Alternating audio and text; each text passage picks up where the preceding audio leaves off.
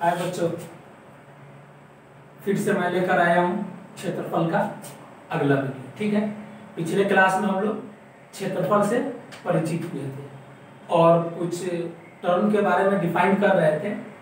कुछ टर्म को हमको जानना था जो डिफाइन कर रहे थे। ठीक है, अभियंतर के बारे में हम लोग पिछले क्लास में जाने त्रिभुज का अभियंतर। अब हम लोग जानेंगे त्रिभुजकार प्रदेश। ठीक है, नया टर्म है, घबराने की जरूरत नहीं है। आप बुझिए सर, त्रिभुजकार तो समझ में आ रहा है, प्रदेश क्या है बाबू?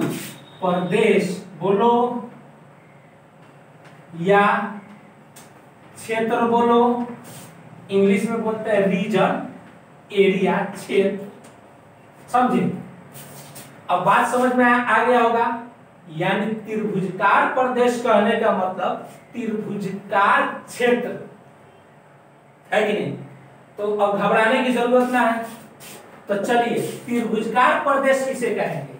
तो कह रहा है त्रिभुज की सीमा एवं त्रिभुज की अभियंतर के सम्मिलन को त्रिभुजकार प्रदेश कहते हैं।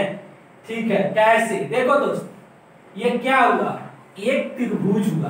त्रिभुज का हम नाम दिए ABC। ठीक है, अब हम बात करेंगे इसके अंदर वाले भाग, ये वाला भाग, ये सारे भाग, ये वाले। ठीक है, ये अंदर वाले भाग। ठीक है, इसको क्या बोलेंगे? इसको बोलेंगे त्रिभुज का अभियंतर। इसको क्या बोलेंगे? त्रिभुज का अभियंतर। त्रिभुज के अंदर वाले भाग को जो पिछले क्लास में हम लोग देखे थे। लेकिन अगर इसमें ये क्या है, AB, सॉरी ये AB सीमा बोले थे ना, सीमा BC और ये AC, अगर इसको इसके अंदर वाले क्षेत्र में इंक्लूड कर दे, जोड़ दे, मिला दे, तो ये पूरा मिलकर, सीमा भी मिलकर और अभियंतर भी मिलकर, दोनों जब मिला लेंगे, इसी को बोलेंगे त्रिभुजकार प्रदेश। आया बात समझ में कि नहीं आया? इसी को क्या बोलेंगे? त्रिभुजकार प्रदेश।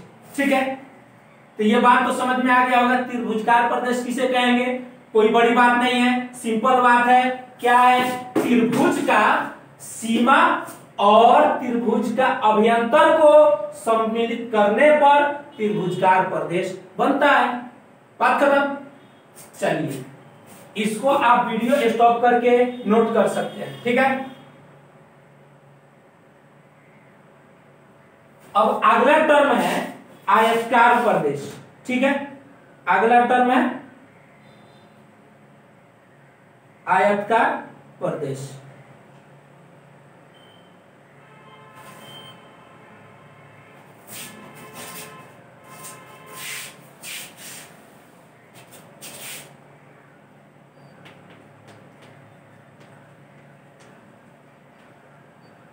आयताकार प्रदेश क्या बोलेंगे? यहां त्रिभुज की जगह क्या बन जाएगा? सिर्फ आयत। आयत की सीमा एवं आयत की अभियंतर, त्रिभुज की नहीं, आयत की अभियंतर। अब हम आयत के बारे में बात कर रहे हैं तो आयत लिखेंगे। ठीक है, आयत की अभियंतर के सम्मिलन को आयताकार प्रदेश कहते हैं, ना कि त्रिभुजाकार। ठीक है, आयताकार प्रदेश कहते हैं। ठीक है, तो ये जो है त्रिभुजकार का। अब आयताकार देख लेते हैं। ठीक है,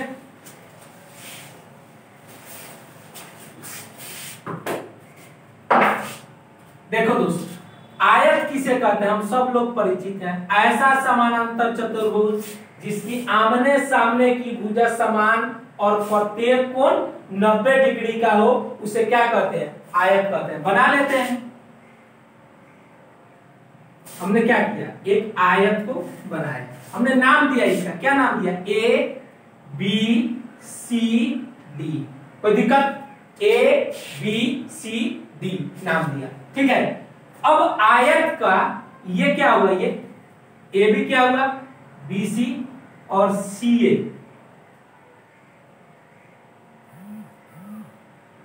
ए B B C sorry A B B C C D और डी ए, ये क्या हुआ, इस आयत का सीमा हुआ।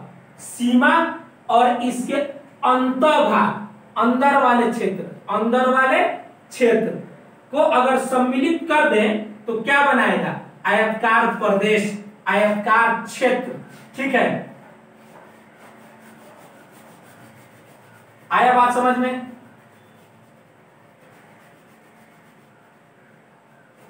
कोई दिक्कत नहीं होनी चाहिए। इसको कहते हैं आयताकार प्रदेश। हम लोग ने क्या क्या पढ़ा, त्रिभुजकार प्रदेश और आयताकार प्रदेश। ठीक है, इसको भी आप वीडियो स्टॉप करके लिख सकते हैं। अब हम लोग देखने जा रहे हैं बहुभुज प्रदेश। अभी हम लोग ने त्रिभुजकार प्रदेश देखा, आयताकार प्रदेश देखा, अब बहुभुज प्रदेश देखने जा रहे हैं। दोस्त, हम लोग परिचित हैं बहुभुज के बारे में। ठीक है, हम लोग ने जब त्रिभुज पढ़ा था तो वहां पे त्रिभुज, चतुर्भुज और बहुभुज के बारे में पढ़ा था। ठीक है, बहुभुज किसे कहते हैं, तो बहुभुज के बारे में कहते हैं ऐसा बंद समतलीय चित्र जो अनेक रेखाखंडों से घिरा हो, उसे बहुभुज कहते हैं। साधारण 4 से अधिक रेखाखंडों से घिरी, साधारणतः बोल सकते हैं 4 से अधिक रेखाखंडों से बंद, घिरी बंद आकृति को बहुभुज कहते हैं। चलो, बहुभुज प्रदेश के बारे में क्या कहा, बहुभुज और बहुभुज के अभ्यंतर के सम्मिलन को बहुभुज प्रदेश कहते हैं। चलिए एक एग्जांपल लेते हैं। ठीक है, क्या हुआ, देखो एक हम बहुभुज बनाने जा रहे हैं। ठीक है, चलिए ये हुआ एक बहुभुज, हमने नाम दिया इसका A B C D E. ठीक है, A B C D E क्या है, A B C D E एक बहुभुज है।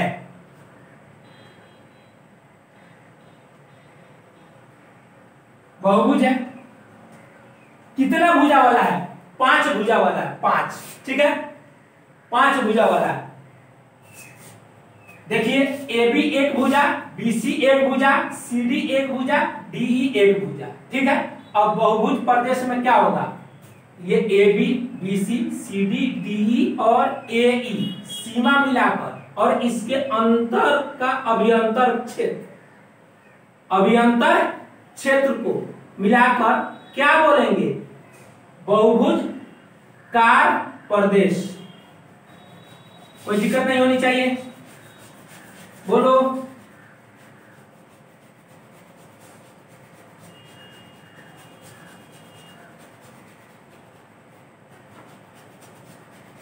बात समझ में आई?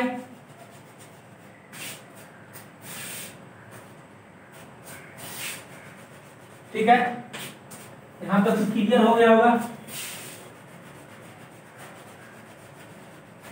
एबीसीडी इसका सीमा और अभ्यंतर भाग को मिलाकर क्या बोलेंगे, बहुभुज प्रदेश कहेंगे।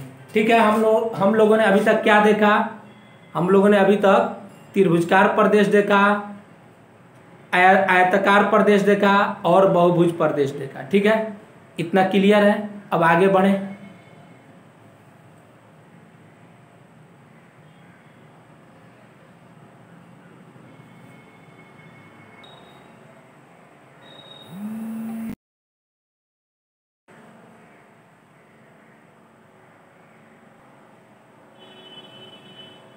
अब हम आपसे कुछ अभिगृहित के बारे में बात करने जा रहे हैं, जिसको इंग्लिश में बोलते हैं एक्सियम। ठीक है, क्या बोलते हैं, एक्सियम, अभिगृहित। देखो दोस्त, अभिगृहित बोलिएगा कि क्या है। ठीक है, अभिगृहित है ना, ये एक यूनिवर्सल लॉ है। ठीक है, जिसको प्रूफ नहीं किया जाता, ये यूनिवर्सल लॉ है, लॉजिकली प्रूफ होता है, लॉजिकली प्रूफ होता है। ठीक है, इसको प्रूफ नहीं किया जाता। थ्योरम होते हैं जो प्रमेय, उसको प्रूफ किया जाता है। ये बस याद करने की बात है, आपको याद रखना है। ठीक है, अभिगृहित क्या कहता है, इसका जो लोग हम क्षेत्रफल जब पढ़ने जा रहे हैं, बहुभुजकार क्षेत्र पढ़ने जा रहे हैं, तो बहुभुजकार अभिगृहित है। क्या कहता है, एक में कहता है, 1 नंबर है क्षेत्रफल अभिगृहित। जिसको बोलते हैं एरिया एक्सियम। ये क्या कहता है, प्रत्येक बहुभुज का क्षेत्रफल होता है, जितने भी बहुभुज होते हैं ना उसका क्षेत्रफल होता है। ठीक है, याद रखना है इसको, ये एक नंबर। दूसरा का क्या कहता है, सर्वाक्षम क्षेत्रफल अभिगिरी।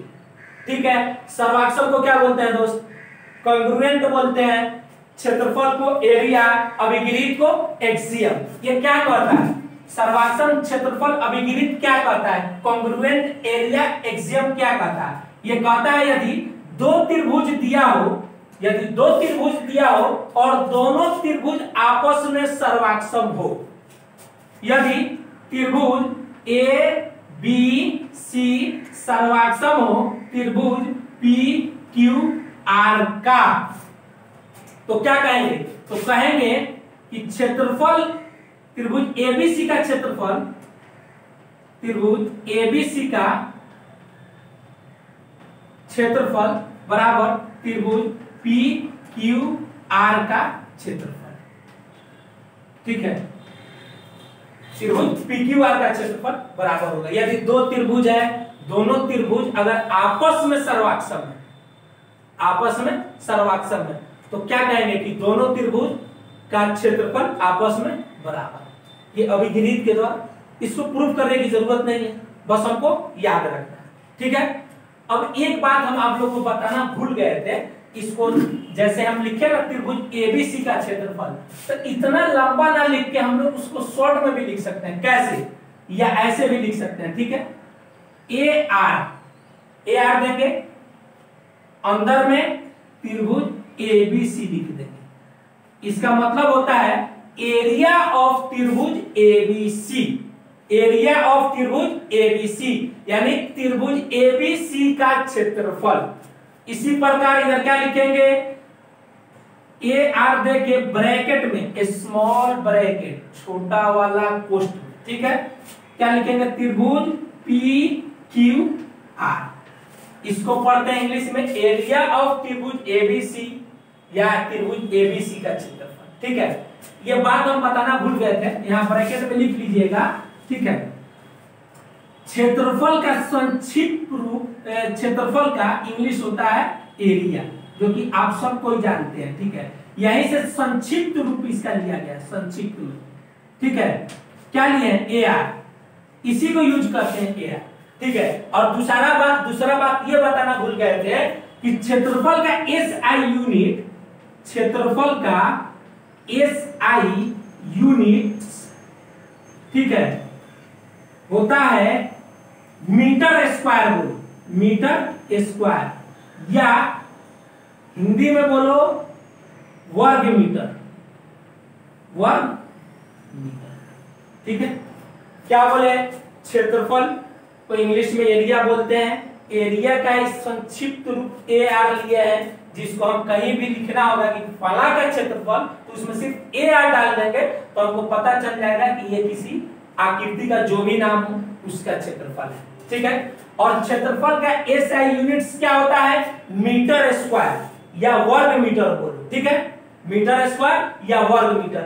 एसआई क्या होता है, ठीक है, एसआई क्या होता है, इंटरनेशनल सिस्टम ऑफ यूनिट बोलते हैं। ठीक है, यहां पे लिख देते हैं एस आई का, एस आई यूनिट्स को, एस आई यूनिट्स को हम लोग बोलते हैं। ठीक है, इसको बोलते हैं इंटरनेशनल, ठीक है,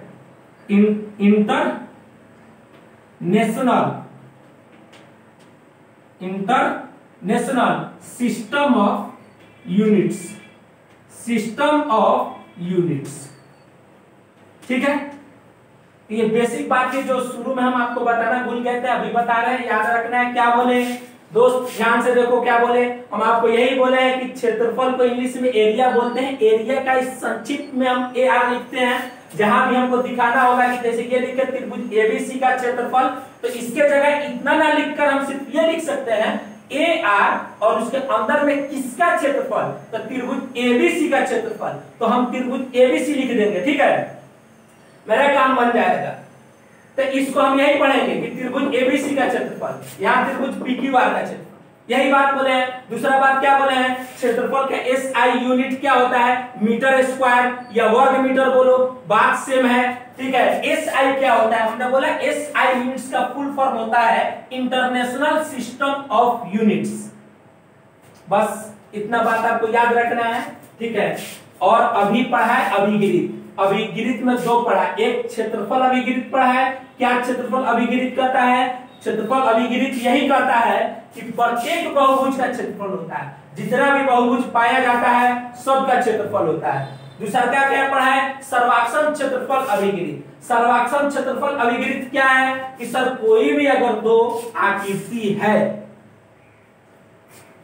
दो आकृति है, अगर दोनों आकृति आपस में सर्वाक्षम है तो इसका मतलब दोनों का क्षेत्रफल भी बराबर होगा। जैसे एग्जांपल में हमने आपको लिया, यदि दो त्रिभुज दिया हो और दोनों त्रिभुज आपस में सर्वाक्षम हो तो दोनों त्रिभुज का क्षेत्रफल भी आपस में बराबर होगा। इसको आप ऐसे लिख सकते हैं, त्रिभुज एबीसी का क्षेत्रफल बराबर त्रिभुज पीक्यूआर का क्षेत्रफल, या इसको शॉर्ट में और शॉर्ट करना चाहे, छोटा करना चाहे तो आप ऐसे लिख सकते हैं, या एरिया ऑफ त्रिभुज एबीसी बराबर एरिया ऑफ त्रिभुज पीक्यूआर। चलिए यहां तक नोट कर लीजिए।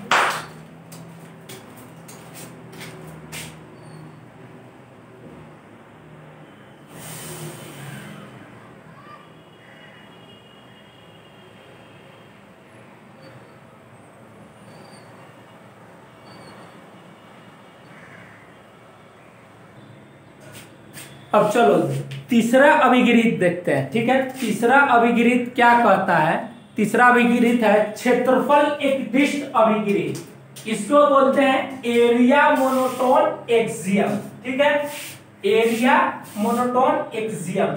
ये क्या कहता है, कहता है दोस्त यदि दो बहुभुज, ठीक है, दो बहुभुज, मान लिया यहां पर कि दो बहुभुज प्रदेश R1 और R2, ठीक है, और इस प्रकार हो, कैसा हो, सिर्फ वो नहीं, इस प्रकार हो कि R1 R2 का एक खंड हो। कहने का मतलब R1 R2 का ही एक भाग हो, R1 R2 का ही एक भाग हो। चलो मान लो कि हम कोई एक बहुभुज ले लेते हैं। ठीक है, जैसे मान ऐसे हम ले लिए यहां पर,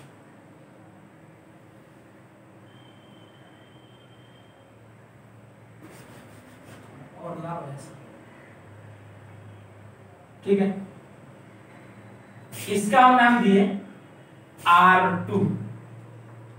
R2 क्या बोला, R1 R2 का एक खंड हो, R1 R2 का एक खंड हो, तो ये R2 हुआ, और एक R1 लेंगे जो इसी का भाग होगा, R2 का ही भाग होगा। कहने का मतलब कि R2 से हम R1 एक काटेंगे। चलो काटते हैं, ठीक है, काटते हैं।